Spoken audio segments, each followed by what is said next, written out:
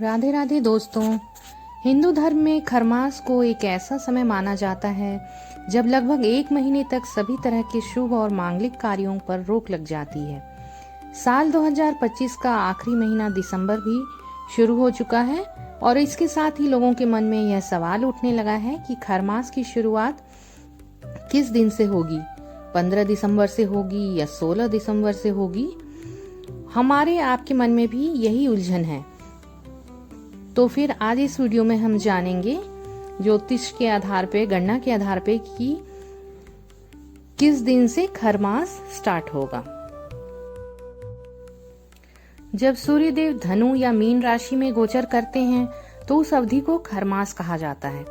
इस समय गुरु ग्रह बृहस्पति की राशि पर सूर्य का गोचर माना जाता है। धार्मिक दृष्टि से इसे अशुभ योग माना जाता है। इसी कारण मांगलिक कार्य जैसे विवाह, गृह प्रवेश, नामकरण इत्यादि पर विराम माना जाता है। पंचांग और ज्योतिषीय गणना के अनुसार साल 2025 में खरमास की शुरुआत 16 दिसंबर 2025 से होगी।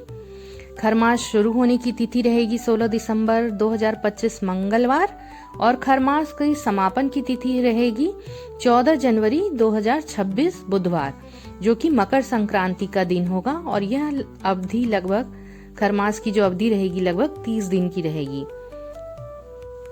खरमास की शुरुआत धनु संक्रांति के साथ होगी।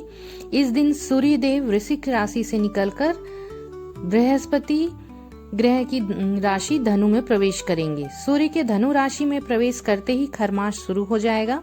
वहीं खरमास का समापन 14 जनवरी 2026 को मकर संक्रांति के दिन होगी, जब सूर्यदेव धनु राशि से निकलकर मकर राशि में प्रवेश करेंगे।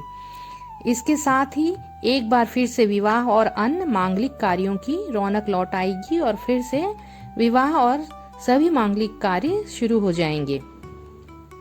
खरमास को अशुभ क्यों माना जाता है? मान्यताओं के अनुसार खरमास का समय ज्योतिष शास्त्र में मांगलिक कार्यों जैसे विवाह, गृह प्रवेश, मुंडन, उपनयन संस्कार आदि के लिए शुभ नहीं माना जाता। ज्योतिष के अनुसार बृहस्पति को शुभ कार्यों का कारक माना जाता है। जब सूर्य धनु राशि में गोचर करते हैं तो सूर्य के तेज के कारण गुरु का प्रभाव कुछ कम हो जाता है।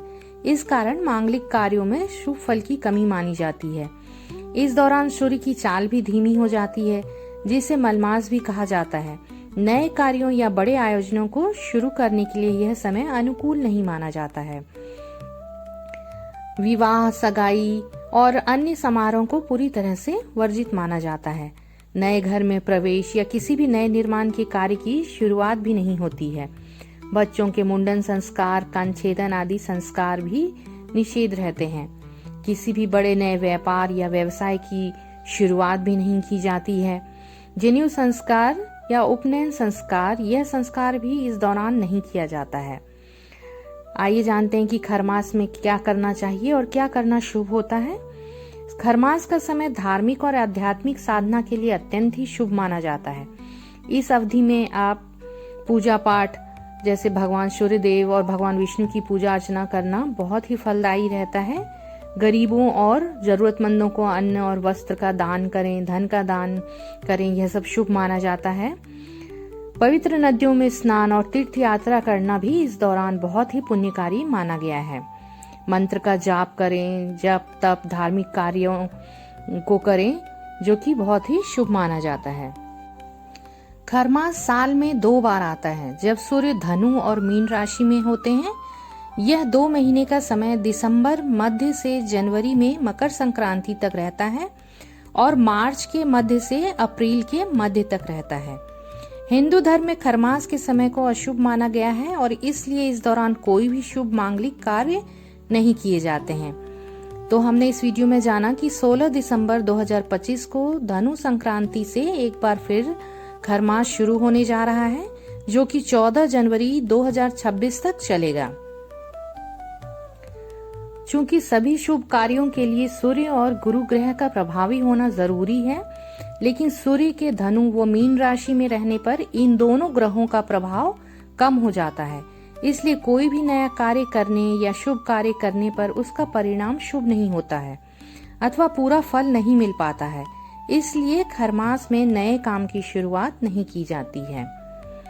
आशा करती हूँ दोस्तों आपको ये वीडियो पसंद आया होगा। अगर मेरी ये वीडियो पसंद आई तो प्लीज़ इसे लाइक कीजिए, सब्सक्राइब कीजिए और शेयर कीजिए।